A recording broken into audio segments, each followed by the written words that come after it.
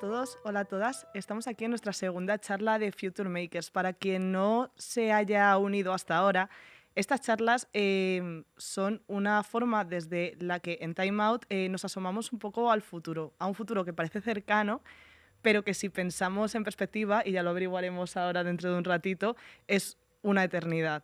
Tenemos el ojo puesto en 2030, en todo lo que pasará en 2030, cómo nos comportaremos, cómo comeremos y cómo disfrutaremos el arte. Este en concreto es una charla sobre arte, sobre la creación artística y sobre distintos ámbitos como la música, la cultura o el ambiente pictórico. Hoy tengo rodeándome a 4 personas expertas en distintos ámbitos artísticos y sobre todo en una perspectiva del futuro. Entonces, iba a presentaros yo a cada uno, pero prefiero que os presentéis vosotros y que digáis por qué pensáis que os hemos seleccionado como Future Makers.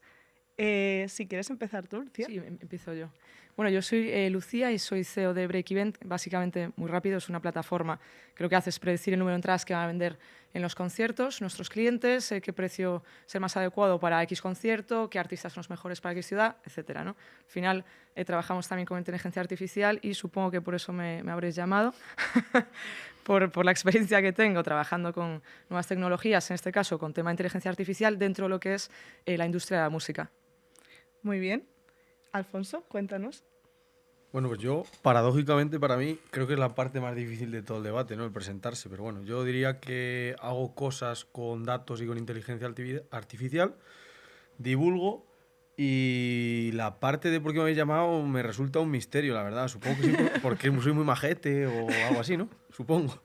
Entre No, otras cosas. creo que es por la parte de inteligencia artificial, ¿no? Por esa componente de divulgación. Vale, cuéntanos, Joaquín, ¿por qué crees que eres un Future Maker y estás en esta mesa? Bueno, yo soy Joaquín Reisa, director general de Nomai Global, y yo supongo que estoy aquí porque al final en Nomai Global hacemos todo tipo de proyectos, mucho del mundo audiovisual, y siempre de una forma u otra intentamos integrar pues, herramientas o oportunidades bastante punteras en nuestro contenido. Y recientemente hemos trabajado mucho con IA para la creación de un videoclip en concreto, y supongo que por eso estoy aquí hoy.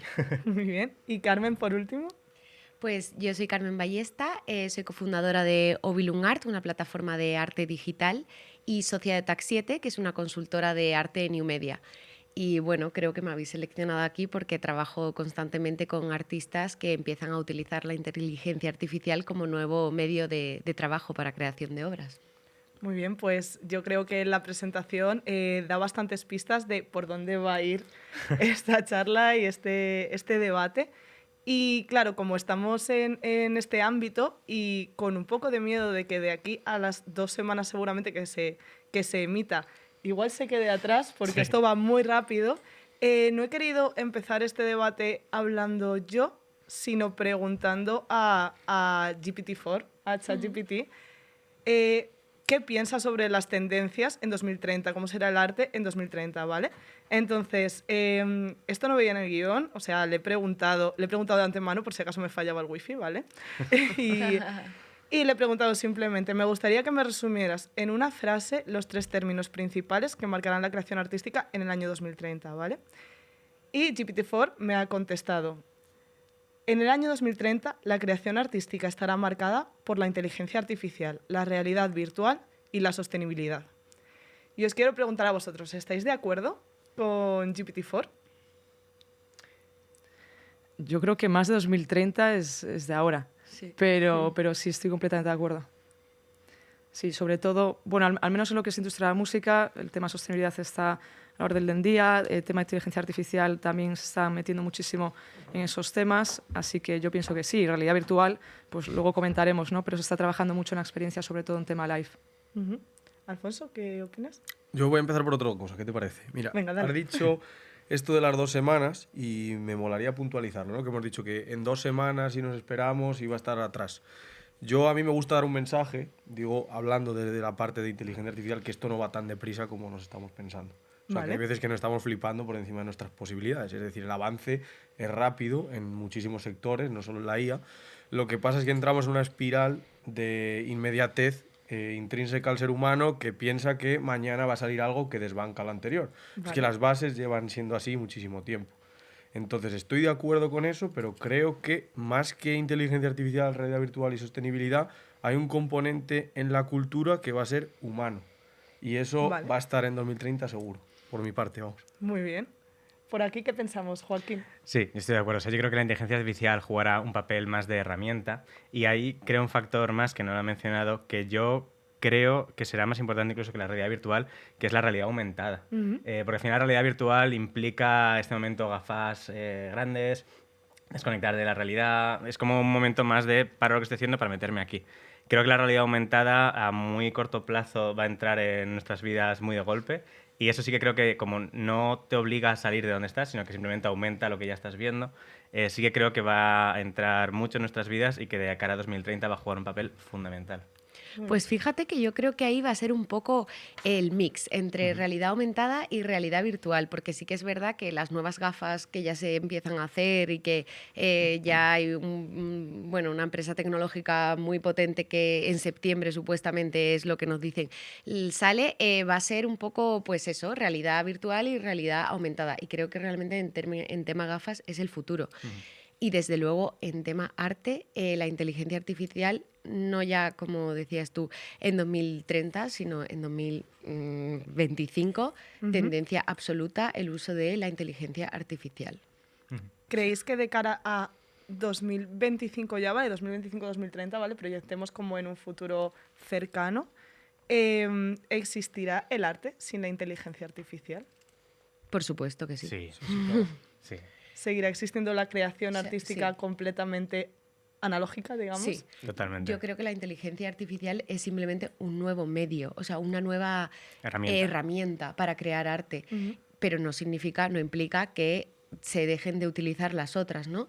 Yo siempre pongo una analogía que es muy curiosa y es que el impresionismo, que sabéis es una corriente artística de finales del siglo XVIII, principio del XIX, empezó porque se inventaron los tubos de pintura de óleo y entonces los artistas empezaron a salir fuera y empezaron a fijarse más en las formas y en las luces que realmente en las formas, ¿no? Entonces todo se difuminó y ahí empieza esa corriente por un avance tecnológico, pero no significa que no siguiera habiendo pintores que pintaban o con acuarela o en interiores o que fueran hiperrealistas, ¿no? Entonces yo creo que esto es un poco lo mismo, realmente. Vale. Claro, es como la fotografía digital no desbancó a la analógica. O sea, sí que se ha puesto como la principal, pero no se ha dejado de hacer fotografía analógica por la existencia de la digital. Yo creo que esto es igual. La IA es una herramienta, mucha gente hará uso de ella, pero habrá otra mucha que siga utilizando sus herramientas tradicionales para crear arte. ¿Creéis que de algún modo la inteligencia artificial va a democratizar la creación artística?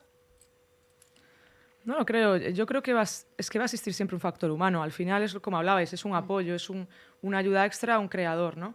Entonces no es en ningún caso ni un reemplazo, que yo creo que muchas industrias igual se sienten amenazadas ahora con todo este tema porque creen que va a ser un reemplazo. No lo es ni lo va a ser en ningún caso, pero al final tiene que haber un componente humano muy grande. Entonces yo pienso que no. ¿Qué diríais a estas personas que ahora mismo lo que sienten frente al crecimiento o más bien como a la extensión de inteligencias artificiales piensan que eso es una amenaza para su creación, sus puestos de trabajo o cómo hacen las cosas?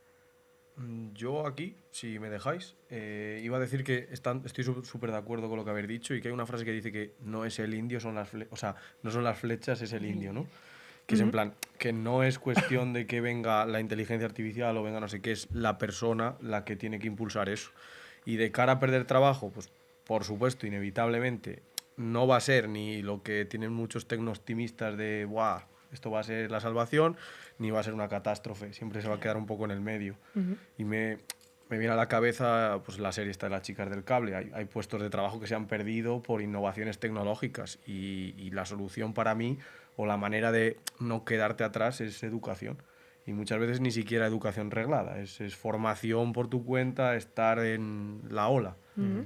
Sí, pero bueno, siempre se crean nuevos puestos de trabajo, ¿no? Igual pues se quitan algunos, pero necesitamos más desarrolladores que, pues no sé, que avancen o que metan más caña a estas nuevas herramientas, ¿no? Al final yo creo que siempre hay una por otra.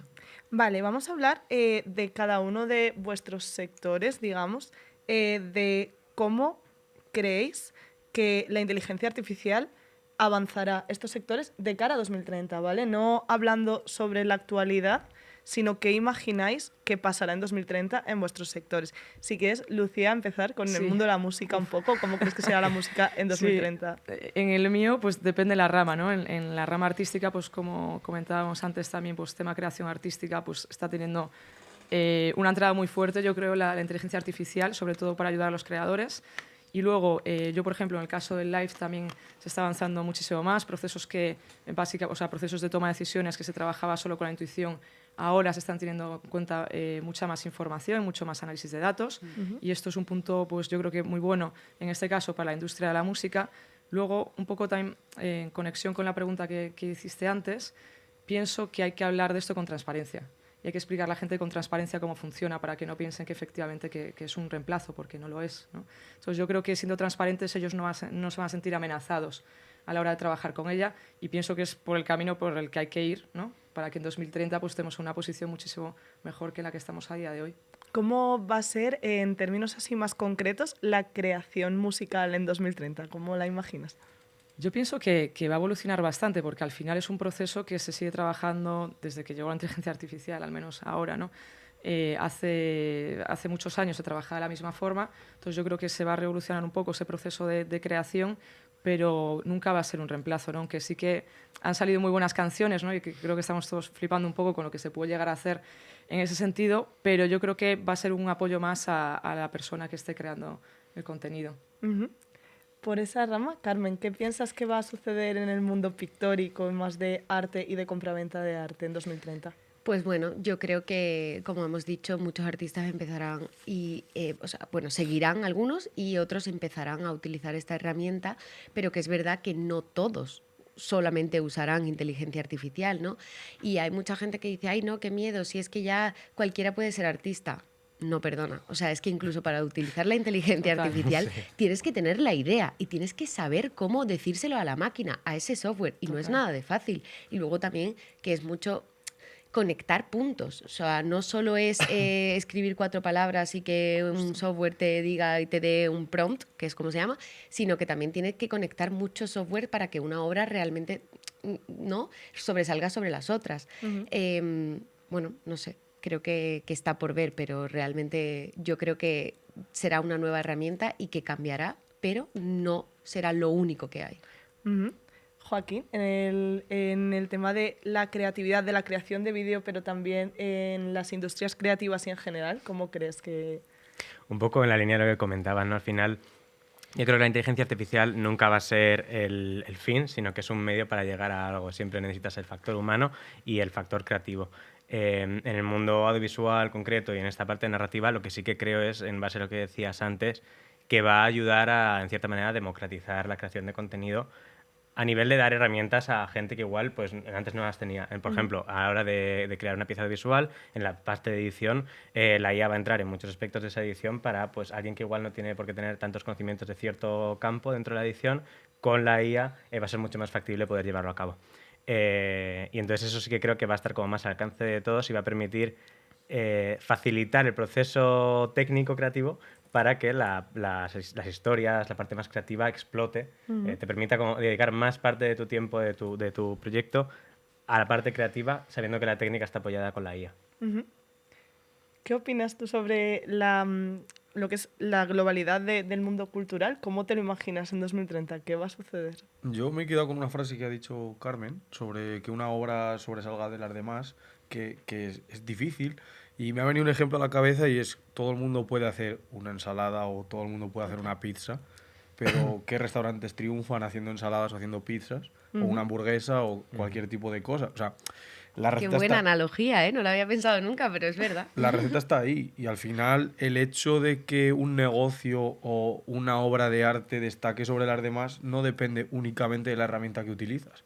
Yo estoy seguro que me puedo poner a hacer una pizza en mi casa con una masa, tal, y la primera vez seguramente quede mal, ¿no? Entonces, ese que te hace destacar, eso es un factor humano. Y luego, sobre lo que me preguntas de la cultura en 2030, yo creo que al final, si hay algo más complejo en el mundo, lo más complejo es el ser humano. Entonces, es súper complicado saber en 2030 qué es lo que nos va a mover o qué es lo que nos va a motivar ¿sabes? A sentirnos vivos o a conectar con una obra de arte.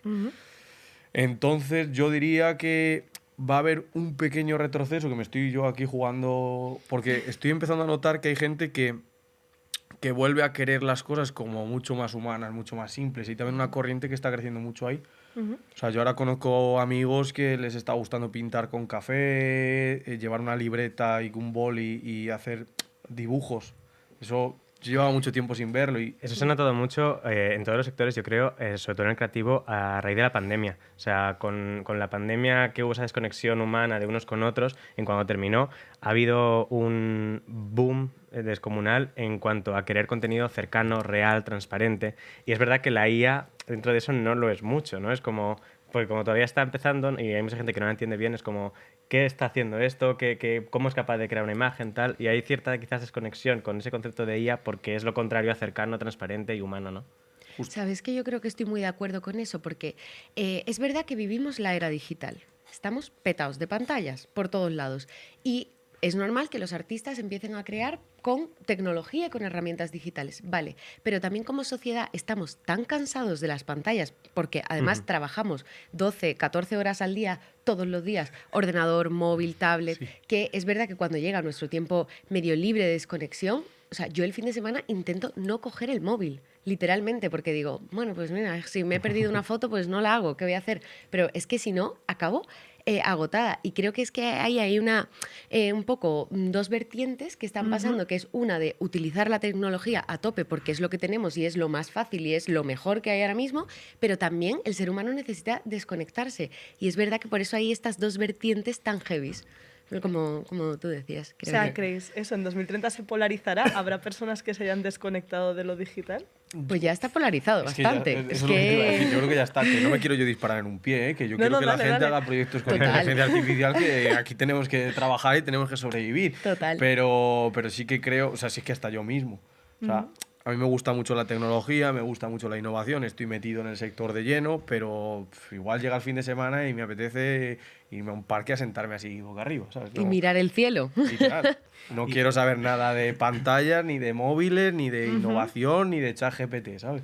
Y también yo creo que es que al final 2030 es ya. O sea, hablamos de 2030 como el futuro, pero estamos ya a mediados casi de 2023 y no cambiamos tanto como sociedad. O sea, aunque la IA, por ejemplo, sí que está avanzando muy rápido, la sociedad no cambia tanto de aquí a 2030. Entonces, yo realmente creo que lo que está marcado ahora y que gusta y la gente consume es lo que realmente se seguirá, en cierto modo, consumiendo en 2030.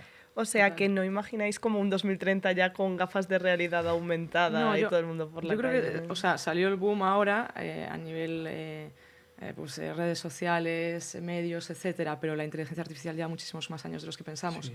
Entonces yo pienso que las tecnologías se empiezan a construir, ¿no? y lleva un proceso de desarrollo, y ya no de desarrollo en sí, sino de que la gente se adapte a trabajar con ellas y que la gente pues, quiera trabajar con ese tipo de tecnologías, ¿no? Entonces pienso que ahí es cuando sí que lleva muchos años, ¿no? llegar a eso. Entonces pensamos que de repente hay un boom, ¿no? Igual hay gente que se piensa que la inteligencia artificial salió el mes pasado, pero ya muchísimos años. Entonces yo pienso que va a haber un proceso muy largo de adaptación con ciertas tecnologías. Claro, porque vosotros que estáis más metidos en el tema, al final la inteligencia artificial se ha usado para muchísimos ámbitos hasta ahora sin que hablase todo el mundo de ello, ¿no? O sea, está presente en todo, desde en detección de enfermedades hasta en desarrollo de negocio, ¿no? Háblanos, estás ahí... A ver, es que justo yo tenía apuntado aquí, en plan, tenía hecho una pregunta que no se me olvidara y era lo de cambiar rápido. Sí.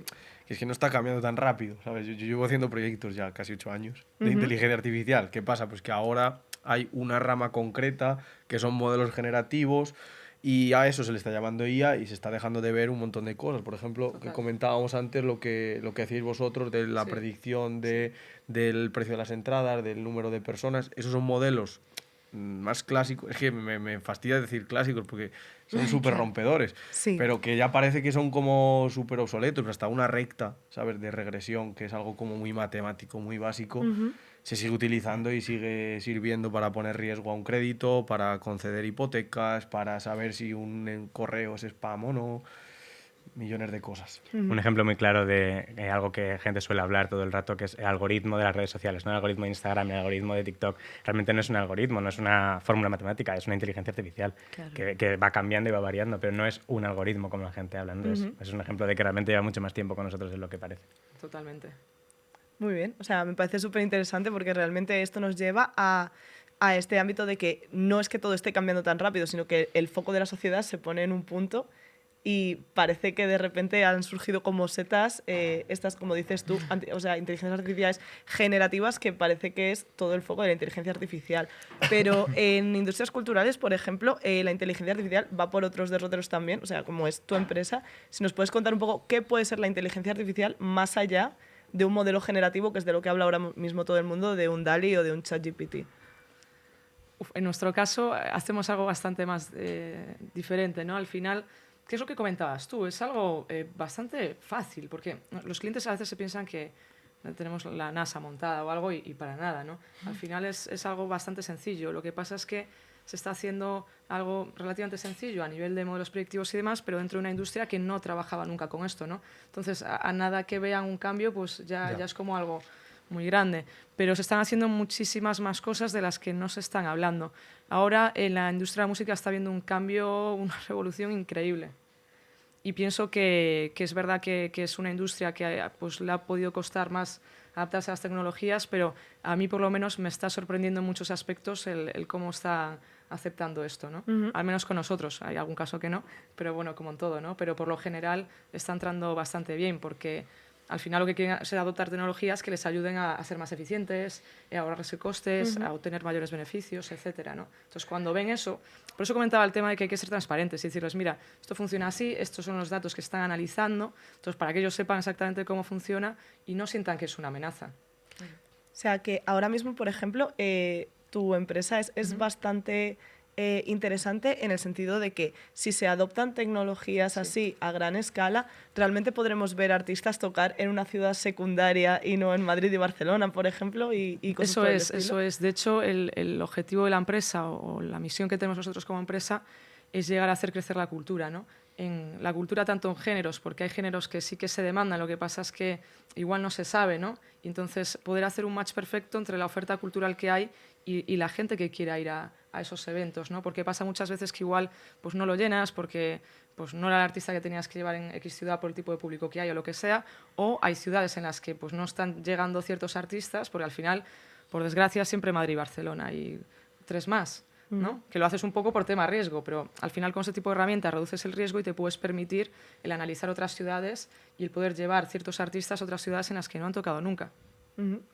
¿Creéis que este tipo de algoritmos pueden servir también, por ejemplo, para, Carmen, focalizar la venta de arte a targets más específicos y demás? Sí, de hecho un problema muy común que hay ahora mismo en cualquier plataforma digital o marketplace, como se llama en el mundo, para los que son más grandes, cuando alcanzan un cierto volumen, por mucho que tú sepas que está comisariado y que está curado por alguien y que cualquier obra de arte que hay en ese marketplace le ha dado el ok un experto en la materia, ¿no?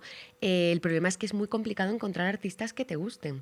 Entonces yo eso siempre lo he pensado como qué bueno sería meter aquí o en cualquier marketplace, ¿no? Una herramienta de inteligencia artificial que según mis gustos, porque tenga traqueado mis redes sociales, los artistas que sigo o lo que busco básicamente, o lo que ya he buscado anteriormente, que me ofrezca artistas similares para yo poder comprar directamente, pero porque cuando hay millones y millones de artistas es que es imposible, o sea, es que es peor que comprar en Zara, en internet, ¿sabes? Porque al final estás ahí dando para abajo y dices, bueno, voy a comprar este, pero no sé si es el que más me gusta. Entonces, pues yo creo que servirá muchísimo y supongo y entiendo que ya hay muchos marketplaces que están intentando implementarlo. Muy bien. Alfonso, ¿esto es todo positivo o tiene algún aspecto negativo el hecho de que distintas inteligencias artificiales aprendan sobre nosotros y nos muestren solo lo que nos gusta? Buena pregunta. Voy a rebobinar. Venga, justo estábamos hablando un poco del tema de dónde venía la inteligencia artificial y todo esto. Y creo que el boom ha venido a raíz de que hace unos años, hace como 5, 6, 7 años, se empezó a hablar mucho de Big Data. todo era Big Data, ¿no? Y eso iba a revolucionar todas las empresas y ahora las empresas han dado cuenta que tienen exceso de datos y que, pues, que la mitad no sirven para nada y no se pueden usar. Ahora se está pivotando a eso que comentaba antes, de quiero unos datos buenos, hago algo más simple, más enfocado y tengo una solución muy buena. Los sistemas de recomendación, que es lo que estábamos un poco comentando, que ya lo hay en Spotify, ya lo hay en YouTube, lo hay en redes sociales, que no dejan de ser algoritmos, aunque sean inteligencia artificial, tienen un problema, y es que te llevan a una dirección, buena o mala. Quiero decir, el problema de los algoritmos es que están hechos para que tú pases tiempo en la plataforma, o tú compres de la plataforma, no para darte recomendaciones y ya está. Y ese es el punto, es decir, al final te sesgan mucho. Por ejemplo, pongo el ejemplo más claro de Netflix, Spotify y todo este tipo de cosas. Ellos no quieren que tú descubras música que te parezca súper apasionante o que te transmita no sé qué. Ellos quieren que estés ahí escuchando. Entonces, si te ponen cosas muy parecidas, te estás perdiendo mucha parte de toda la cantidad que hay. Entonces, para mí es una parte súper negativa. Yo, de hecho, cuando quiero consumir de una red social o de esto, intento tocar varios puntos que me llaman la atención o que me interesan para no llevar al algoritmo a inteligencia artificial, por ejemplo, en Twitter, o que no me hable todo el mundo de inteligencia artificial, que quiero saber de otras cosas, ¿sabes? Claro. Me interesa el arte, me interesa otro tipo de cosas que no te van a salir si te centras en el algoritmo. Claro, eso es una cosa que hablábamos también antes de las distintas realidades que podemos ver cada uno, que también en el mundo artístico puede pasar, el que novedades de música, novedades de arte, novedades de clips o de películas estén completamente centradas en nuestros gustos y dejemos de ver la totalidad de la realidad. ¿Cómo creéis que se puede compensar eso? En el caso música, en el caso Spotify, por ejemplo, hay un factor humano también, no solo el algoritmo de recomendación, sino que aparte las discográficas pues pueden ir subiendo canciones. Entonces a mí me parece muy importante esto, el de que no solo sea la inteligencia artificial quien te esté recomendando en base a tus gustos, porque entonces no sales del círculo, sino que haya un factor humano que te esté lanzando contenido también, ¿no? Entonces yo pienso que es un mix en este caso, al menos como lo veo yo en la industria de la música y cómo está funcionando a día de hoy. Joaquín, ¿tú crees que un poco en el consumo audiovisual también va a haber como posibilidad de seguir conociendo todo el espectro? ¿O? Yo creo que al final sí, porque aunque es verdad lo que decía Alfonso, que la aplicación lo que quiere es que tú te quedes en ella, siempre van intentando de alguna manera enseñarte cositas nuevas. En TikTok yo creo que se ve muy bien. Cada uno tenemos como nuestro TikTok en base a nuestros gustos, pero de vez en cuando como que te enseña un vídeo de algo que igual no estabas acostumbrado a ver para tantear. E incluso hay veces que directamente terminas de ver el vídeo y te dice, ¿qué opinas de este vídeo? ¿Me ha gustado? ¿No me ha gustado? ¿O no lo sé?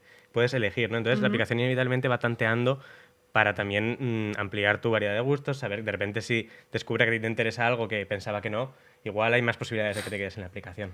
Entonces, aunque inevitablemente todos vivimos en nuestra burbujita y además tendemos a pensar que representa la realidad de todos esa burbujita, sí que creo que las aplicaciones tienen cierto interés en que tú puedas ir descubriendo más cosas. ¿Creéis que este tipo de herramientas van a servir para ampliar el campo de creación artística o van a hacer un poco que las personas creadoras se centren en lo que va a funcionar respecto al algoritmo? Yo, desde el punto de vista más de arte pictórico puro, creo que sí que es verdad que hay muchos artistas a día de hoy que al tener esa conexión tan fácil con una comunidad o con un público, se centra mucho más en lo que ese público quiere que en lo que ese artista realmente le gustaría transmitir. Pero es verdad que, bueno, al final cualquier artista pues es libre, ¿no?, de elegir qué es lo que quiere vender a sus coleccionistas o sus posibles coleccionistas.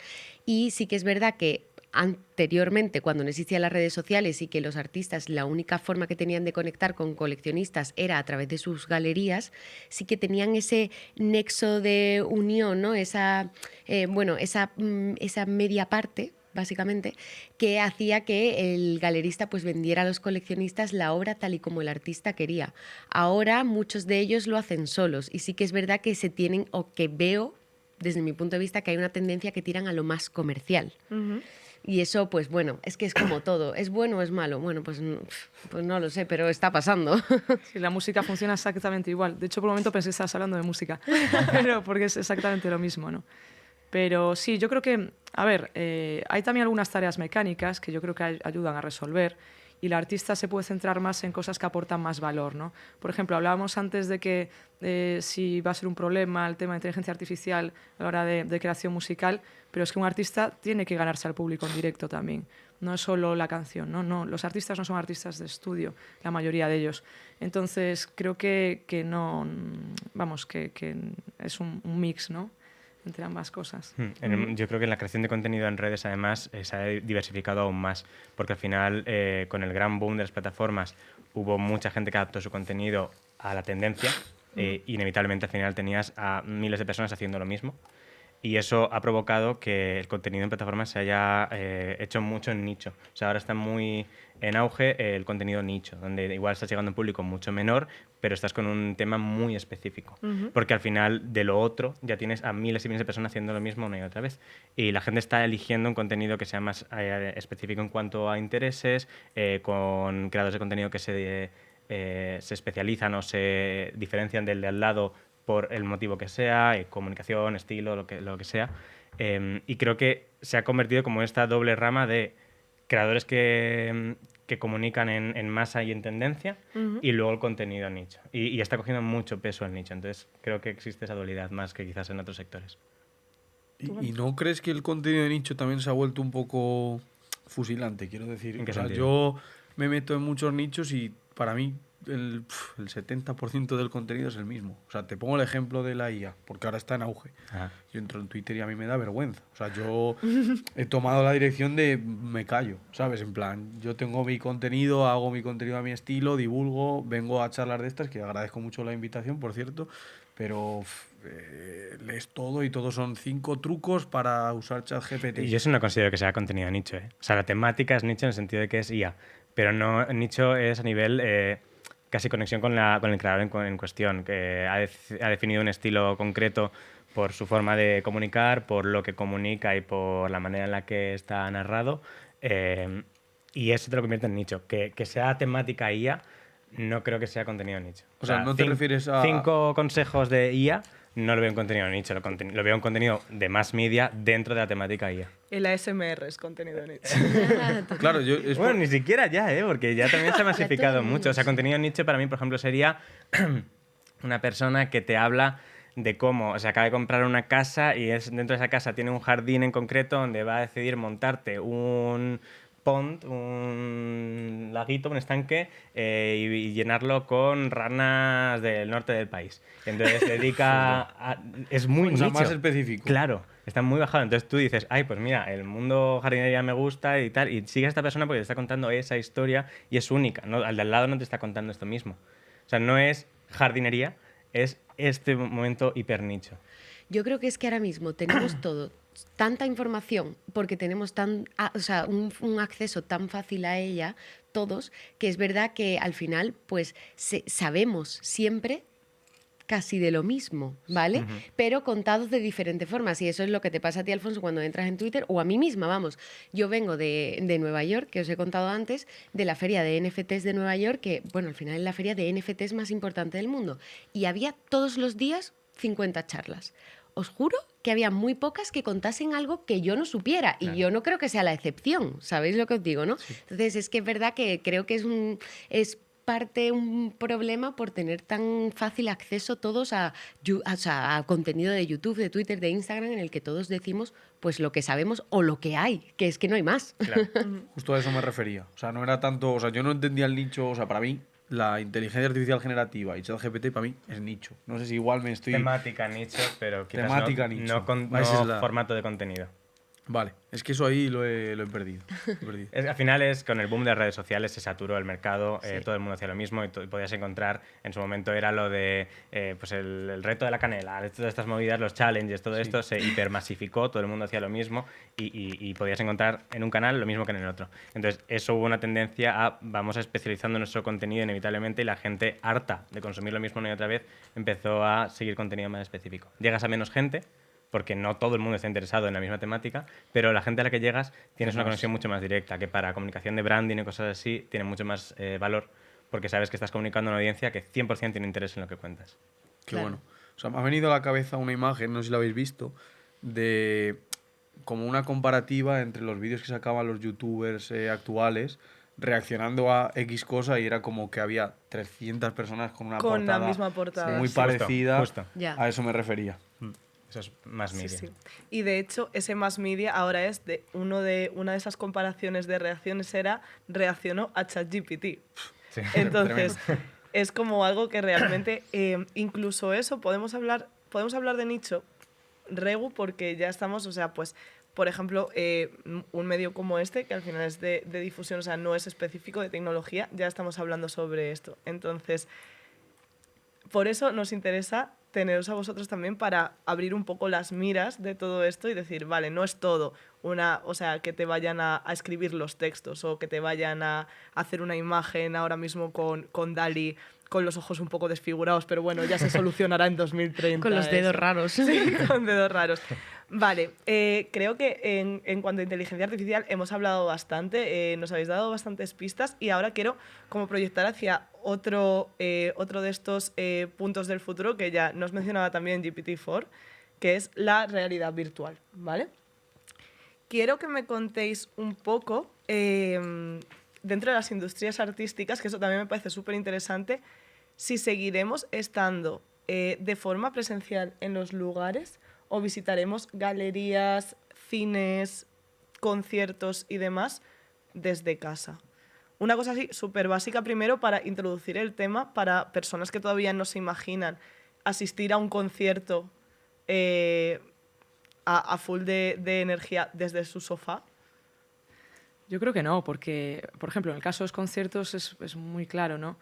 Al final salimos de la pandemia en la que sí que eran conciertos más bien digitales, por llamar de alguna forma, en los que sí que se conectaba bastante gente, ¿no? Y sí que hubo un pensamiento en la industria de, oye, ¿esto qué va a pasar ahora, ¿no? Con esto. Pero nada más acabarse, como todos sabréis, pues hay un boom de conciertos y de festivales impresionante. Yo creo que es el 2022, yo creo que fue de los años más fuertes de la historia. Este va de camino. Entonces, yo pienso que no, en ningún momento la gente va a cambiar eso. Al final, ir a un concierto no es ir a escuchar música, es ir a estar con tus amigos disfrutando una experiencia. Aunque vayas tú sola, pues estás disfrutando una experiencia con más gente en ese momento, algo único. Y de hecho, en la industria de la música se está trabajando sobre todo en directo a nivel de mejorar la experiencia. Entonces, sí que veo allí que sea compatible con realidad virtual, ¿no? o con cualquier otra tecnología, pero no que llegue a ser un reemplazo. Porque además yo creo que tampoco interesa esto, tampoco interesa retransmitir el Coachella, que creo que está haciendo ahora Sí. a nivel internacional, ¿no? También es lo que os contaba, lo de la experiencia, pero luego que no, yo creo que no merece la pena globalizar una experiencia o un evento en vivo, porque al final hay un punto experiencial ahí que tienes que vivir en ese momento. Y en el mundo del arte de galerías y museos es exactamente lo mismo. O sea, exactamente, vamos, básicamente lo que pasa es que ahora mismo se está llevando más el tema de propiedad digital. Pero la experiencia sigue siendo física, o sea, y siempre va a ser física, porque al final somos seres físicos y lo que disfrutamos es que, lo siento, lo que disfrutamos es que nosotros estemos totalmente inmersos en una experiencia, ¿no? O sea, es ir con tus amigos, es ir con tu familia, es, bueno, pues básicamente disfrutar el arte de una forma, lo siento, o sea, No pasa increíble, nada. de una forma mucho más pues llevadera y de una forma mucho más presencial. Y con la realidad virtual pasará lo mismo y lo disfrutaremos, pero realmente seguiremos yendo a los museos, seguiremos yendo a las galerías porque es lo que nosotros disfrutamos haciendo, ¿no? Y al final lo de la pandemia fue un poco un paréntesis en nuestras vidas, ¿no? Yo creo. Total, sí, fue Al algo final. completamente temporal, pero sí. Por eso yo decía que quizás sea mucho más interesante, en mi opinión, a nivel futuro, la realidad aumentada. Porque la realidad aumentada te obliga a ir a estos sitios. Entonces, imagínate poder estar en una galería de arte físicamente, comentándola, viéndola, pero de repente tener una ampliación de información de este cuadro en concreto, o conocer la historia, no sé qué, viéndolo aquí en directo. Te obliga a estar en el sitio. Y por eso yo creo que la realidad virtual adoptará un papel, igual que la IA, de herramienta para sucesos específicos donde igual puede tener sentido, pero sí que creo que será mucho más normalizado e integrado en el día a día la realidad aumentada. Yo voy a poner un ejemplo que se me ha venido a la cabeza también. Vale. Yo desde que empezó la pandemia, no sé si lo habéis vivido vosotros, pero el tema webinars, el tema eventos online, petó. Iba todo el mundo a eso. Y yo llevo un montón de tiempo ya empezando a tener la sensación de que me aburre un evento Total. virtual y que la asistencia ha caído en picado porque la gente quiere ir a un sitio. Ujú. De hecho, esta misma grabación la podíamos haber grabado con unas cámaras y Sí, o nos podíamos haber hecho unos avatares y haber efectivamente, estado- y pierde un poco esencia de, bueno, pues de tenernos aquí, ¿no? De Ujú. hablar, de... Claro, porque durante la pandemia, de hecho, cuando también dio el boom de eso, desde conciertos en Fortnite hasta todo el boom de Decentraland y demás, ahora mismo es una realidad que en Decentraland puede haber 7 personas y está Justo. todo el mundo en VRChat, por ejemplo. ¿Existirá como, creéis, una realidad en el metaverso que sea un solo metaverso o creéis que vuelve a ser una cosa de la que se habla mucho pero que no hay nada definido y que realmente va a acabar cansándonos? ¿El metaverso en general te refieres? O sea, ¿Que nos ¿habrá un canse? metaverso ya definido para 2030? ¿Crees que será como una realidad? ¿O seguiremos dando un poco palos de ciego como se ha dado hasta ahora? De primero vamos hacia uno, luego vamos hacia otro. Yo es que el metaverso lo asemejo, el metaverso es más como Internet, ¿no? Ujú. Entonces, dentro del metaverso, pues habrá diferentes mundos a los que acceder, igual que ahora accedes a Twitter, a Instagram. diferentes apps. Exactamente. Ujú. Entonces, pues, oye, pues habrá 4 o 5 o 3 que resalten sobre el resto, ¿no? Como ahora mismo. Ahora mismo usamos las redes sociales ¿no? Que nosotros... bueno, pues las más populares realmente. Ujú. Y yo creo que en el metaverso, cuando estemos allí fully metidos con las gafas, porque todos tengamos gafas, porque creo que va a ser mucho como, pues, como cuando llegaron los iPhones, ¿no? Es una tecnología que pues realmente nos acercaba a la gente. Creo Sí. que las gafas va a ser más de lo mismo. Lo que pasa que mejorado. En vez de ver en una pantalla a tu prima que está en Miami, pues la ves directamente como si estuviera aquí. Total. Es mejorar la Sí, tecnología. eso lo hablaba hace nada, unos días, un par de días, hablaba de que cuando aparecieron los iPhone, todo el mundo pensaba que el futuro era hacer como que te bebías una cerveza, que era la aplicación esta que hacías así y tal, y que ahora mismo vemos eso y decimos, madre mía, entonces, Claro. ¿creéis eso? Que realmente el metaverso como concepto va a ser completamente distinto a lo que la mayoría de gente se imagina hoy que es el metaverso. A ver, Alfonso, yo ¿tú qué la verdad, piensas? por decir algo, yo la verdad que no tengo ni idea. O sea, quiero decir, me parece muy difícil especular sobre... O sea, como que lo veo en una etapa tan temprana Sí. que creo que todo lo que diga es... Pues que Palos de no... ciego, ¿no? Sí, sí, Como- que es como que yo creo que el ser humano tiene una esencia de exploración y que necesita ir tanteando, ¿sabes? Y necesitamos ver un poco cómo nos relacionamos con eso. Yo, mira, voy a contar algo ya por si aporta. Dale. Yo la primera vez que me puse unas gafas de unas Oculus fue en septiembre. O sea, que hace relativamente poquísimo, ¿no? Y puedes pensar, joder, pero si tú estás metido ahí en un sector... Pues nunca había puesto unas gafas de esas y la verdad que flipé. A mí me gustan bastante los videojuegos y fue como, Sí, sí. esto está guapo. Sí, hasta el escritorio, ves esa habitación y dices, uy, Yo justo. flipé también. quiero volver a la mía, ¿sabes? A mí me parece una experiencia increíble, o sea, y que realmente te deja un poco el cerebro que dices, pero, o sea, ¿dónde estoy ahora mismo? Un momento. Y yo creo que es que eso, vamos, y no hay ni una persona con la que yo haya hablado sobre esto que no me haya dicho, uy, no, es que para mí fue nada. No, no, es que a todo el mundo le ha flipado, vamos. Sí. Entonces, pues algo va a pasar con eso. Claro, no, o sea, es lo que decía, que no sé muy bien dónde irá, pero me pareció increíble. Cuando sea más accesible a todo el mundo, Claro. quizás es que nos enganchamos, por así decirle. Ahora estamos al móvil, o sea, quien Sí. no tiene un móvil, pues todo el rato, todo el mundo en la Total. mano. Es que yo creo que aquí hay dos puntos importantes. Uno es el proceso de maduración de la tecnología, que está en ello, y está pues lo que comentamos, cuál se va a quedar, todos, ninguno, uno, dos, ¿no? Entonces, al final, eso por un lado, y luego por otro, y que la gente se vaya adaptando también al uso de estas tecnologías, y luego por otro lado, que cuando las gafas de realidad virtual se convierta en lo mismo que tener un microondas en casa, ¿no? Que sea una televisión, que sea como accesorio más que tenemos pues la mayoría en casa. Entonces, en ese momento sí, pero ahora yo no veo a mucha gente gastándose, no sé lo que pueden costar, 100, 200 euros, ¿no? Uy, Unas y 2000. gafas. Sí. Claro, o bueno, más, ¿no? Pero bueno, unas básicas cuando la gente se queja de pagar Spotify o Netflix por 10 euros al mes. Entonces, yo creo que eso hay que tenerlo en cuenta, que va a haber un proceso pues, de maduración de esas tecnologías. Estuvimos en la Creator Week de Meta en Londres a finales del año pasado y tenían una sección donde hacían como un showcase de todo este concepto del metaverso y de las gafas y tal. Y mi sensación fue como que tiene dos usos principales. O bien el ocio, como uso puntual, o bien el momento de trabajo. Por ejemplo, nos hicieron una demostración de una sala de reuniones donde a distancia pues tú estabas ahí y había cierta sensación de estar físicamente en el espacio.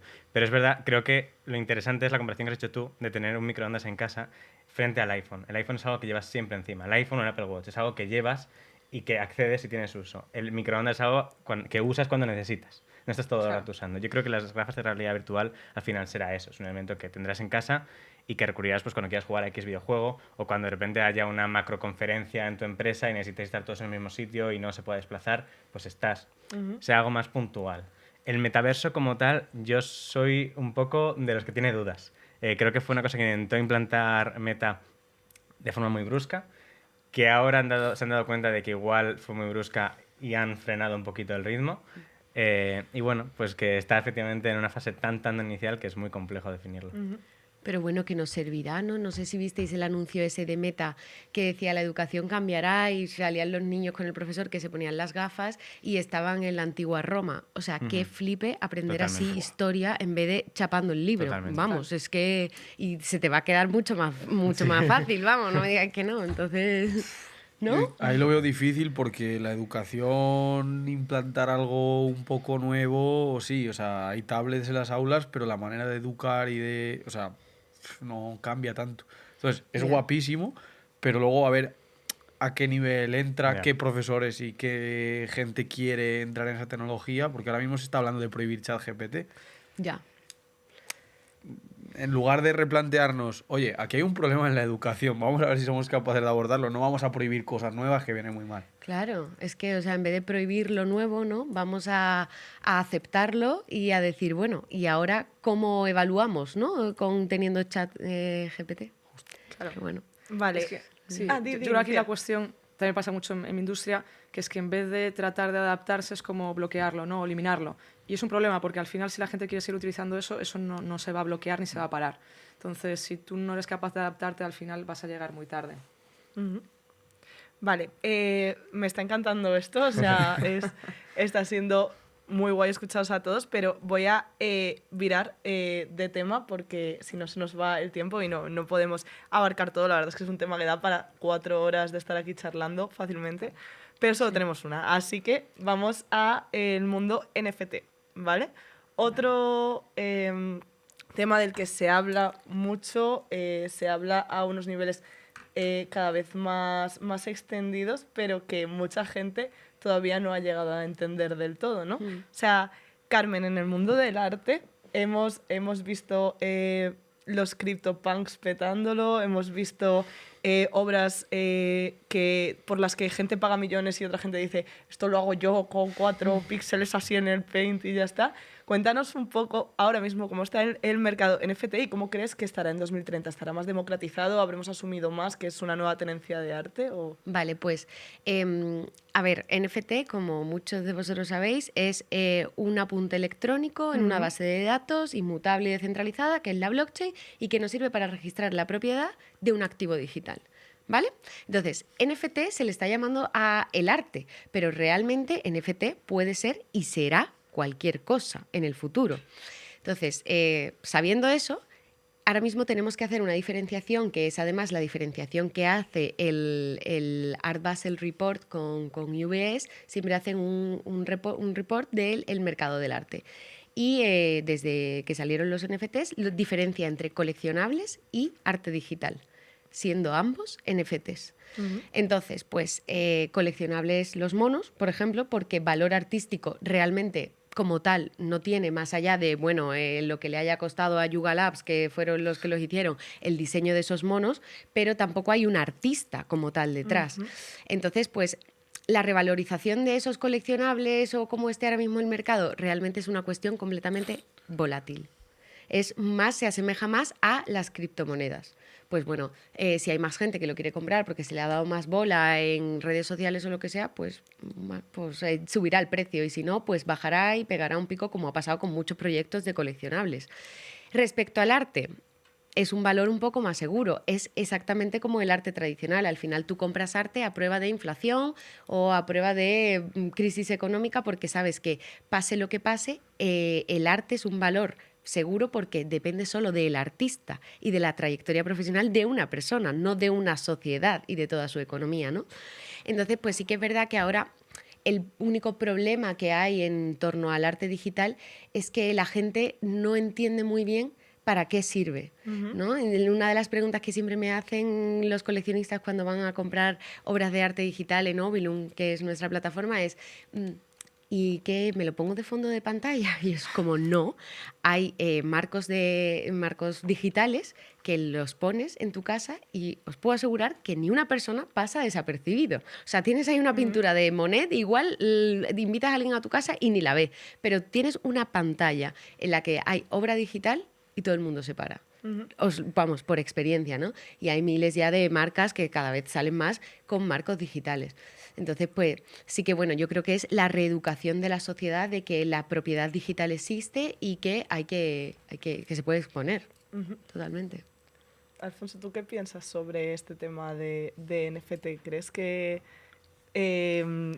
todos tendremos, o sea, realmente, como decía Carmen, el NFT no es más que un nuevo modelo que va a poder validar todo? O sea, es como, para que la gente nos entienda, es como si tuvieses una gestoría diciéndote, esto es válido, puede servir hasta para tu DNI en 2030. ¿Dónde crees que, o sea, qué será un NFT en 2030? Yo que estaba escuchando atentamente, me ha parecido súper interesante, la verdad.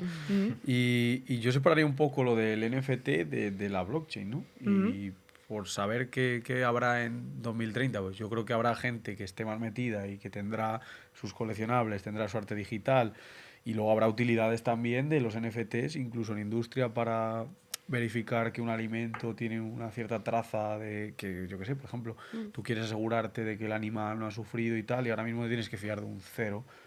Te pongo el ejemplo de los huevos, ¿no? En plan, que son ecológicos. Pues igual tienes ahí un scan y puedes ir a una aplicación y que te diga, no, mira, esta es la traza que ha tenido y está verificada. Utilidad creo que habrá. Lo que pasa es que creo que lo que estabas comentando, que necesitamos una transición y una educación y una integración en la sociedad, que no creo que sea tan fácil como mañana vaya mi madre al supermercado a ver si tiene un NFT para verificar los huevos. Creo que no, pero... Decía, en el mundo de la música... Sí, yo creo que aquí hay un par de cosas importantes que estamos viendo. Una es que es una nueva fuente de ingresos para los artistas, y esto es algo que yo creo que llevan demandando muchísimos años, no el caso de los NFTs, sino otras fuentes de ingresos, ¿no? Y luego, por otro lado, un tema muy importante en Live, que es la reventa, ¿no? Y poder tener trazabilidad de los tickets, de las entradas de los conciertos o de los festivales. Entonces, pienso que aquí sí que se está aprovechando bastante el tema de los NFTs en base a reducir la reventa o que haya una mayor trazabilidad de la venta de entradas. También existe como la posibilidad de que un artista vaya consiguiendo ciertos porcentajes de la reventa una vez su obra ha salido de él y durante toda su vida, ¿no? O sea... Las regalías. Y eso es algo que los artistas ahora mismo, pues, es que les beneficia muchísimo. Antes tú ibas, o antes o ahora, vamos, vas a una galería de arte físico normal, compras una obra de arte y el artista, pues la galería le da a al artista su porcentaje. Pero si yo luego se lo revendo a mi prima, el artista es que nunca más vuelve a ver nada y al final estás revendiendo algo que es suyo, le pertenece. Claro. O sea, que mínimo que un porcentaje de regalías, ¿no? Y luego también en general los NFTs benefician a los artistas porque hace poco leí que había, o sea, una diferenciación entre Web 1, que era la web de los links, porque solamente podías meterte, Web 2, que es la web de los likes, que nosotros creamos contenido pero solamente recibimos un like a cambio, y el Web 3, que es la web de los tokens, en la que por cada token monetizas tu obra. O sea, si en un futuro se hace un cambio a que todo sea Web3, significa que la publicidad y todas estas empresas que le pagan a los creadores de contenido, tú lo sabrás, en las redes sociales, dejan de estar tan presentes y son los propios creadores los que monetizan sus obras, ya sean de arte o de lo que sea, a través de su comunidad. Y creo que tiene mucho sentido, ¿no? Sí. Que pase así. Joaquín, ¿qué piensas tú de esto sobre, por ejemplo, la creación de un vídeo, de un concepto por parte de un creador que siga viendo el beneficio toda su vida de esa creación? Y es que al final creo que eso también tiene el refuerzo de los derechos de imagen, los derechos de copyright, ¿no? que inevitablemente creo que juegan un poco el papel de la regalía en este caso. Yo en el mundo de la creación audiovisual quizás el NFT no lo veo tanto como un código asociado a la pieza, sino más como una herramienta, un poco en la línea de lo que comentaba Alfonso, ¿no? O sea, creo que al final el NFT, igual que el metaverso, ha entrado como muy de golpe, o sea, hubo como un boom de todo el mundo está hablando de NFTs, quizás tanto que como que abrumó un poco a la persona de a pie que igual no estaba tan metida, ¿no? Y creo que ahora que se ha calmado es cuando realmente vamos a poder ver cómo evoluciona de forma orgánica y con un sentido más lógico, quizás. Vale, pues voy a tener que ir terminando esto, aunque nos hemos quedado en superficie, podríamos profundizar mucho más en muchos temas y a mí la verdad es que os invito a un 2.0 de esta charla cuando queráis porque ha sido maravillosa, pero vamos a terminar jugando como a completar la frase, ¿vale? O sea, os voy a decir un inicio de una frase y os voy a lanzar para que me digáis, me cerréis la frase, ¿vale? Vale. Aquí no podemos disertar ni podemos seguir enrollando el cable, sino que simplemente cerramos frase, ¿vale? Entonces voy a empezar diciendo, vamos a disfrutar del arte en... Carmen. Cualquier espacio expositivo que nos permita unir ambas realidades. Súper bien, mira qué bien lo ha hecho. Qué presión ahora para los demás. El arte será más... Joaquín. Democrático. Vale. Los festivales de música serán... Lucía. Más experienciales. Vale. Ser creativo será... Ser Alfonso. humano. Ser humano. Nos divertiremos en... Joaquín. Realidad aumentada. Lucía. Nos divertiremos En en... los conciertos, obviamente. Vale. Y cerrando con una frase de resumen, con un concepto global, le pregunté a ChatGPT-4 también cómo se vivirán el arte y la cultura en Madrid en 2030. Y la verdad es que os lo voy a decir, no voy a volver a sacar el ordenador porque realmente me repitió un poco el concepto de mi pregunta inicial de dame tres puntos y me volvió a repetir más o menos los 3 puntos, me volvió a repetir. En Madrid estaremos viviendo una explosión artística increíble gracias a la realidad virtual y a tal. No había mucho de dónde sacar chicha. Entonces quiero que me digáis vosotros, ¿cómo viviremos el arte y la cultura en Madrid en 2030?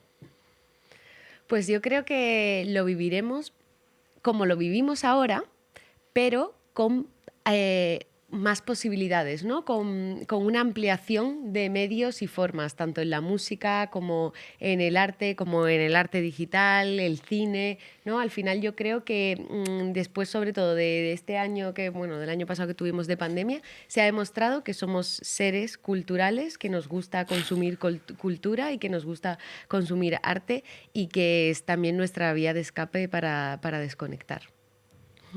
Sí, muy de acuerdo, la verdad. O sea, creo que 2030 está ya aquí.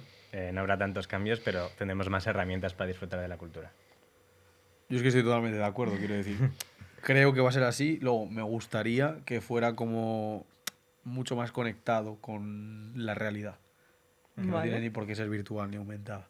La realidad Tú vas a lo analógico. física. Sí, sí. ¿Lucía? Pues yo tengo dudas de si va a ser más personal en el sentido de utilizar menos tecnología o más, al menos en mi caso, ¿no? Ahora hay muchos artistas que piden que por favor apagues el teléfono en los conciertos, alguno ya lo pide en la puerta para que la gente no esté molestando con los móviles y viva la experiencia ahí. Entonces, tengo mis dudas, pero bueno, yo pienso que va a seguir tirando como tira a día de hoy y que va a haber una conexión ahí entre la parte tecnológica con la parte personal, ¿no? Ujú. Vale, pues con todo esto ya sobre la mesa hablado, nos ha quedado claro que por mucha inteligencia artificial desarrollado o muchas realidades mixtas, siempre vamos a querer estar en la experiencia. Y esta ha sido maravillosa, así que muchas gracias chicos por estar aquí. Y Gracias. a vosotros, gracias por verlo hasta el final si habéis llegado a este punto y nos seguimos viendo hablando sobre el futuro. Un abrazo.